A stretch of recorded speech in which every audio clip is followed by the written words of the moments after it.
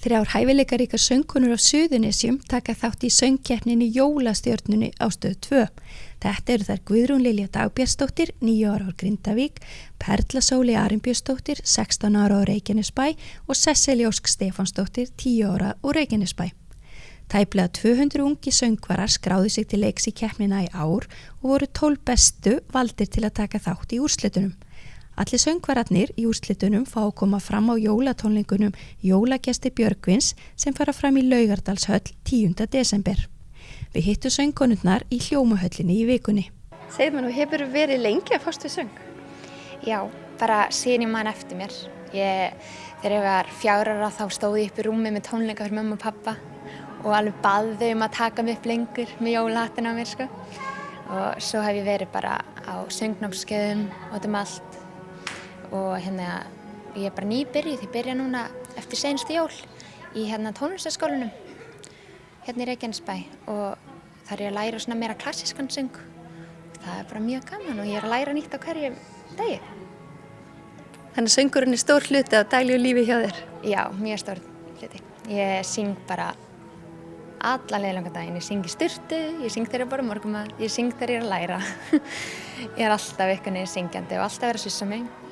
En þetta er bara eitthvað sem ég get ekki stoppað, ég bara syng. Og stefnur að því að halda áfram á þessari braut, syngja meira í framtíðinni? Já, ég veit, saman hvort ég verið að syngja á Barbie eða á stórtónleikum, ég mun alltaf vera að syngja. Ég bara veit það, af því að söngurinn er svo mikið í hjartanum. Og hefur þú sungið mikið opinberlega? Ég hef verið já, bæði í náttúrulega nemendasýningum. Og svo tók ég þátt í Grís þegar ég var 13 ára, í leikhúsi Keflavíkur og þar voru náttúrulega með alveg, ég held að þetta voru 15 sýningar, ef ekki fleiri og það var náttúrulega bara geðveikt og við tókum þátt í alls konar upp og komum 17. júní og sungum þar á sviðinu og það var alveg bara geðveikt, sko. Og svo hef ég líka tekið þátt í Samfjess, ég var þar í fyrra, tók þar þátt og söng á stórsviðinu í Laugardalshöllinni og svo hef ég bara verið að syngja hér og þar alls þar sem ég get komið fram, bara hef ég verið að koma fram. En hvernig fannst þið svo að taka þátt í Jólastjörnunni? Var það eins meira stressandi en hitt? Já, þetta var samt svo góð stemning þarna.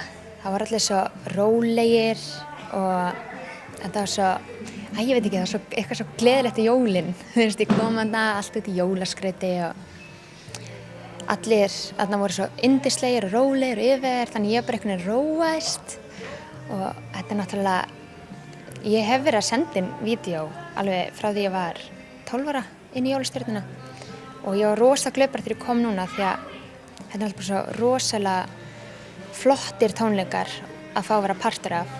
Og náttúrulega bara draumur fyrir stelpur sem elskar að syngja. Þannig að ég er ótrúlega spennt að fá að taka þátt í þessu.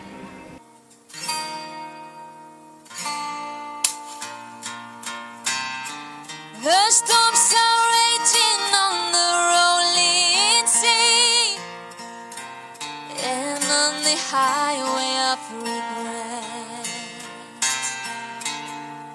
The winds of change are blowing wild and free. You ain't seen nothing like me yet. Ertu búin að vera að syngja mikið svona opinberlega fyrir annað fólk? Já. Og hvar syngur þú þá og með hverju? Ég syng oftast kannski á kaffihúsum eða eitthvað svona og með pabba mínum. Er hann þá að syngja líka? Já.